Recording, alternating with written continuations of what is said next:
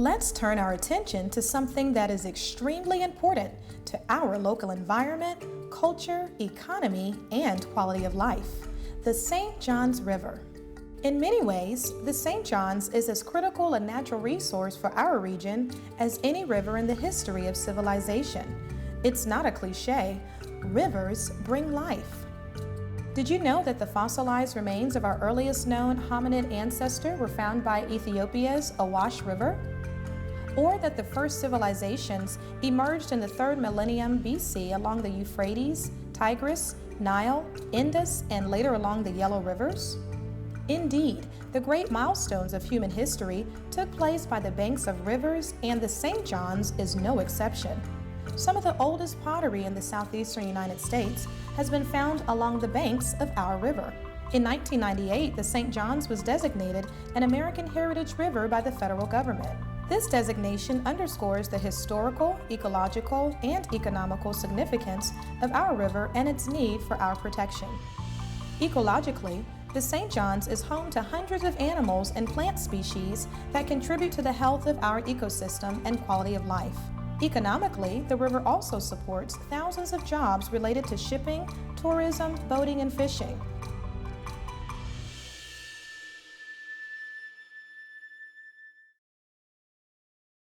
Geographically, the river is unique. The St. Johns flows from south to north, and the entire river drops only about 27 feet in elevation. This means that the river drops a little more than an inch per mile, and as a result, the St. Johns is a lazy river, meaning that its current moves very slow. This slow flow is significant because it makes it difficult for the St. Johns to flush pollutants very efficiently. The St. Johns River is about 300 miles long and is separated into 3 major basins based on regional characteristics. The upper basin of the St. Johns begins in the St. Johns Marsh, an expansive sawgrass marsh just west of Fellsmere, Florida, and just north of the Everglades. This basin of the river is characterized by cypress and shrub swamps, freshwater marshes, and lakes. These areas provide habitat for a myriad of water-loving plants and animals, like the Florida mud turtle, apple snails, bobcat, and alligator. The upper basin also serves as habitat for many fish species, like the American shad, which uses it as a spawning ground. These wetland areas are extremely important for maintaining water quality in the upper basin of the St. Johns River. The middle basin of the St. Johns lies in Lake Seminole and Volusia counties. However, there are smaller areas within Orange, Osceola, Marion, and Putnam counties. This basin is characterized by its large lakes, streams, springs, and wetlands. In fact, the middle basin has an estimated 30 or more springs present, which are a very important component of the basin's water resources. Springs discharge water at an average temperature of 70 degrees Fahrenheit year-round, which means in the wintertime, when water temperatures are colder, the West Indian manatee and fish use these areas for a thermal refuge to keep warm. In contrast, the cool temperatures of the springs in the summertime make them popular tourist destinations for people seeking relief from the summer heat. A good portion of this basin is bordered on the west by the Ocala National Forest, which protects this area from development and makes it one of the most popular areas for bass fishing in the state. The Wekiva River, a tributary of the St. Johns, is a federally designated wild and scenic river and is an important corridor for the movements of the Florida black bear. Additionally, Lake George has one of the largest populations of bald eagles statewide. The lower basin of the river runs from the confluence of the Ocklawaha River and the St. Johns 101 miles north to the Atlantic Ocean, extending into Putnam, St. Johns, and Duval counties.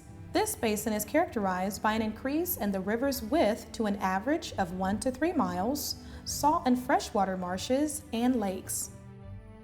This section of the river is an elongated estuary, which means that in this section of the river, fresh water is mixing with salt water from the ocean, creating brackish water. Osprey, great blue heron, and river otters can be seen in the lower basin. Fresh and saltwater marshes in this area provide nursery grounds for a variety of fish species and a home for the endangered wood stork. Bottlenose dolphin enter the river to feed and teach their young to swim in a safer environment. Eelgrass beds found in the lower and middle basin are not only food for manatees, but also shelter and food for many other animals such as snails, crabs, shrimp, crawfish, turtles, and fish. The towns and cities along the lower basin of the river are some of the oldest in Florida, and their histories have centered on the river. Much of the economic base of the city of Jacksonville depends on the river. 18 million short tons of goods are shipped in and out of Jacksonville annually. Additionally, the U.S. Navy has 2 bases in the lower basin: Naval Station Mayport at the mouth of the river and Naval Air Station Jacksonville, which is primarily a naval airport. In 2008, the St. Johns River was named one of America's most endangered rivers. Why? For decades, the river has suffered from people's activities, primarily stormwater runoff from metropolitan areas, poorly treated domestic and industrial wastewater, agricultural runoff from farming areas, and the destruction of important wetlands and lands that filter pollutants and provide habitat for wildlife. Pollution in the river has, at times, triggered algal blooms and subsequent fish kills. The blooms are fed by nutrient-rich discharges. As a result, portions of the St. Johns River fail to meet state and federal water quality standards. In order to help the St. Johns River, we must continue to learn about it. Currently, many scientists are studying the river, but they could use your help gathering more data. We will perform water quality tests and make observations of the condition of the river, its wildlife, and its plant life. After we collect our data, we will collaborate with other schools and scientists, and then we can decide what we have learned about our river. The more we know about what is affecting the St. Johns River, the more we can protect it. In our scientific study, we will gather data about the river's salinity, pH value, nitrogen, and dissolved oxygen. Analysis of the measurements in these areas are critical in correctly assessing the health of the river. Salinity is the total amount of dissolved salts in a body of water.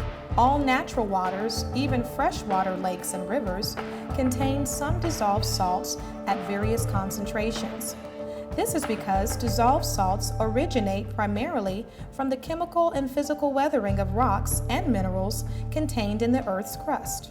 These weathered materials are dissolved by rainfall, which transports them to lakes, rivers, and oceans.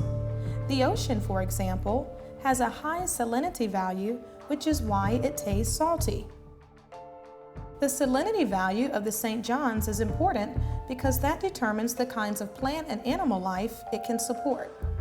For the current species living in the river, an extreme change in the salinity can make survival difficult and in some cases impossible.